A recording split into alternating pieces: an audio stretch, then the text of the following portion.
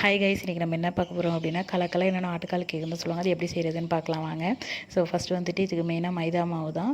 இன்னொன்று வந்துட்டு கோதுமை மாவு செய்கிறீங்க அப்படின்னாலும் ஓகே தான், ஹெல்த்தியாக தான் இருக்கும்.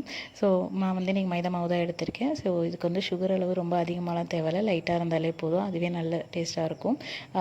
நீங்கள் 1 கப் மைதா மாவு எடுக்கிறீங்க அப்படின்னா 1/4 கப்பு சுகர் இருந்தால் போதும். நான் இன்றைக்கி வந்து 3 கப் மைதா மாவு எடுத்திருக்கேன், அதனால் 1 கப் வந்துட்டு சுகர் எடுத்திருக்கேன். ஸோ இதுக்கு வந்து பட்டர் தேவையில்லை, நெய் போட்டிங்கன்னா சூப்பராகவே இருக்கும். போட்டு தண்ணி ஊற்றி நல்லா பிசைஞ்சு சாஃப்டாக எடுத்துக்கோங்க.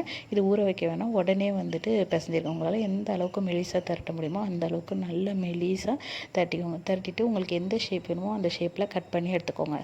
ஸோ ஸ்கொயர்னா ஸ்கொயரு, இல்லை வந்து டைமண்ட், ஸோ அந்த ஷேப்பில் வந்து நல்லா கட் பண்ணி எடுத்துக்கோங்க. எடுத்துகிட்டு ஆயிலை ஹீட் பண்ணி சிம்மில் வச்சு, இது நல்லா சிம்மிலே வேக வைங்க. நீங்கள் ஹையில் வச்சிங்கன்னா மேலே கருகும், உள்ளே வந்து வேகாது, அதுக்கப்புறம் மொறுன்னு வராது. ஸோ அதனால் நீங்கள் வந்து இதில் இது பண்ணிக்கோங்க. ஸோ சூப்பராகவே நல்லாவே வந்துருந்துச்சு. நெக்ஸ்ட் வீடியோவில் பார்க்கலாம். Bye.